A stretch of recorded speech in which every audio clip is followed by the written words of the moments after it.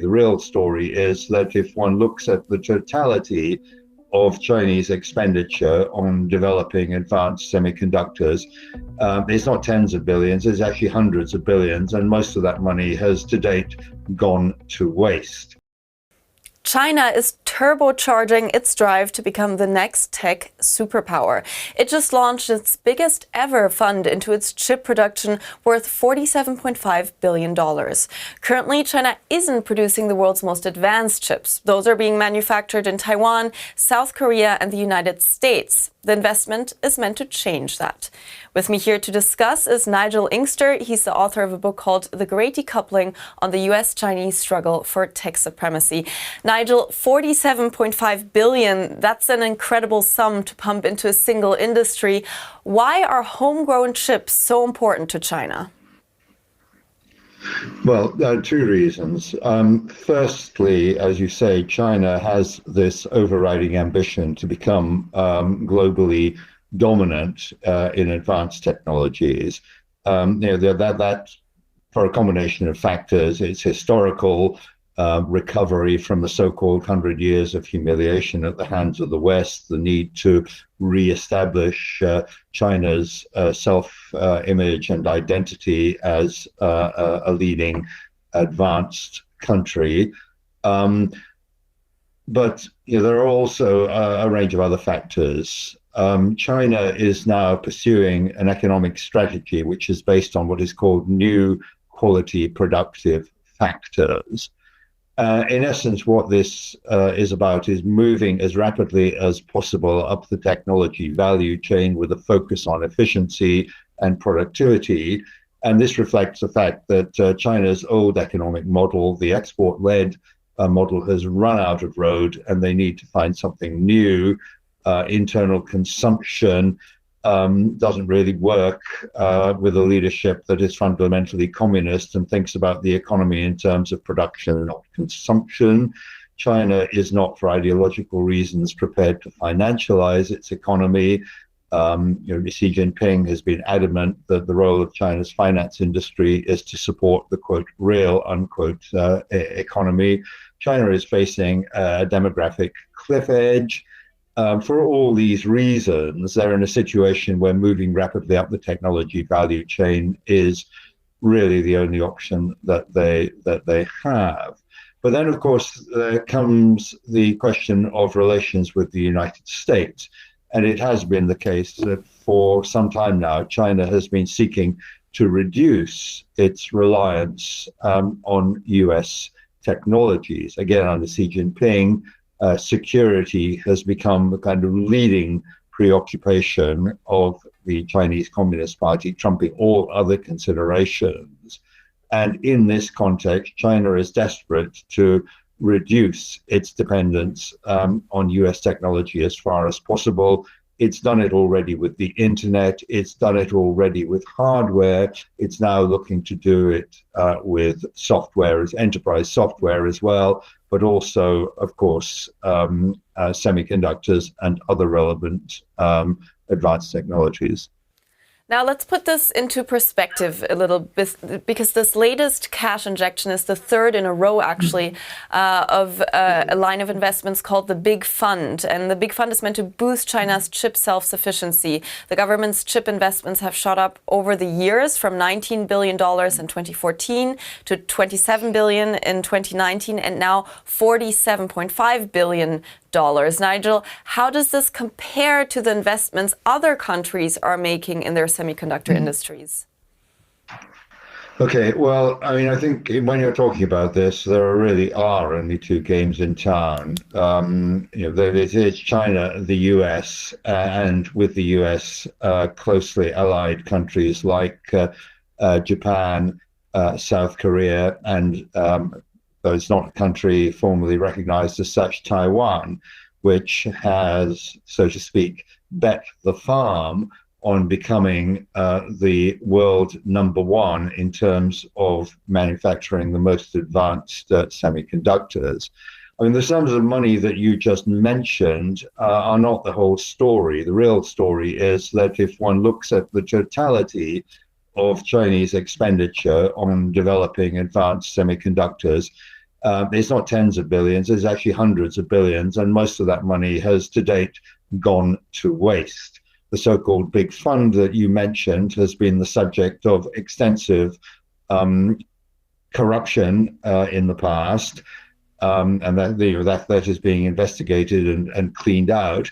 But we also have a situation in which provincial governments have spent an awful lot of money, mostly funding enterprises started by people with no background in the industry, and hence no real prospect of making any headway. So a lot of money's been invested, but they've now learned from those experiences and are developing a new model.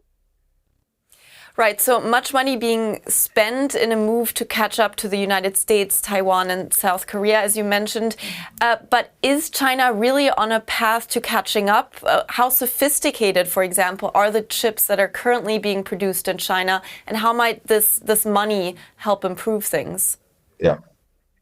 Well, at the moment, I think there's no doubt that China is behind the most advanced manufacturers and recognizes this fact. And the big problem they've got is that they can't get access to the most advanced extreme ultraviolet lithography etching machinery, which has been embargoed for China under the so-called Wassenaar arrangement, which is a Cold War era mechanism designed to prevent countries from acquiring advanced dual-use technologies. It's not going to be easy for China to replicate this equipment because it is so hugely sophisticated, but it is also critically dependent on global supply chains of inputs, lenses, mirrors, chemicals refined to the highest levels of purity, which in some cases can only come from one company. And most of these companies are located in the West, broadly written, Europe and Japan. So there's a lot to catch up here. I think so far it is the case that China's premier semiconductor producer, SMIC, has managed to produce 7 nanometer chips for use by Huawei in its Mate Pro telephone. That is quite an achievement, but as far as one can make out, that has been done using a process of repeated deep ultraviolet immersion, and is still critically reliant on certain US technologies which may not be available in the future. So the race is on, but it's going to be a struggle for China. So this vision of chip self-sufficiency in your eyes, is that a realistic vision, yes or no? In the short to medium term, no, it's not. This whole sector, excuse me, incredibly sophisticated and complex as it is, has grown up as a product of global interaction between a variety of different corporations and depends on these very complex global supply chains. To be able to replicate these at a national level is, I think, a major challenge.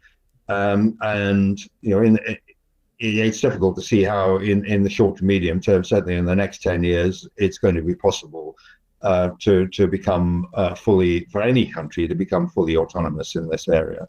I'd like to broaden our lens a bit and look at how China subsidizing their chips so heavily might impact the rest of the world. Will China, for example, begin dumping cheap chips on the global market like we've seen with solar panels, like we're currently seeing with electric vehicles? Yeah, I think in respect of older sort of legacy semiconductors, which are still very important for all kinds of industrial applications, we need these legacy semiconductors, those at 28 nanometers and above. And China has identified that it has a very strong advantage in the production of these less sophisticated semiconductors. that don't require these complex lithography systems to produce. This is something that has somewhat belatedly caused concern in the United States, which has recognized that it too needs to develop more capability in producing these less advanced, less intricate semiconductors, either by manufacturing them within the United States or through the process of so-called friendshoring, encouraging other states whose reliability can be taken for granted to produce these semiconductors for them. So yes, I think it is the case that China wants to achieve as close as it can get to a stranglehold on these less advanced but still important semiconductors. Germany is currently also boosting its own semiconductor industry with an Intel factory being built in Magdeburg and Infineon in Dresden, which is also focused on legacy semiconductors predominantly. How might China's chip ambitions be impacting those of a country like Germany that is much smaller, of course, than the United States? Yeah. Well, I mean, I think it makes a lot of sense for a country like Germany, which has a very strong industrial base and expertise in precision engineering, to get into this business. It's not anything like as difficult as setting up these very advanced semiconductor foundries. Though I think Germany is also looking at getting the Taiwanese corporation TSMC to establish a foundry there as well. This is something we're seeing now. The Taiwanese corporation TSMC has basically become the world leader in the provision of the most advanced semiconductors. It was a huge gamble that has paid off. But because of Taiwan's rather uncertain geopolitical status, I think both the Taiwanese tech corporations, TSMC and others, and Western powers, notably the United States, are trying to mitigate the risks of a potential conflict in the Taiwan Strait by getting the Taiwanese to build more foundries overseas. Though there are 3 mooted in the United States, 2 in Japan, one I just mentioned in Germany. I suspect there will be others in the future. Nigel Inkster, thank you so much for speaking to us. My pleasure.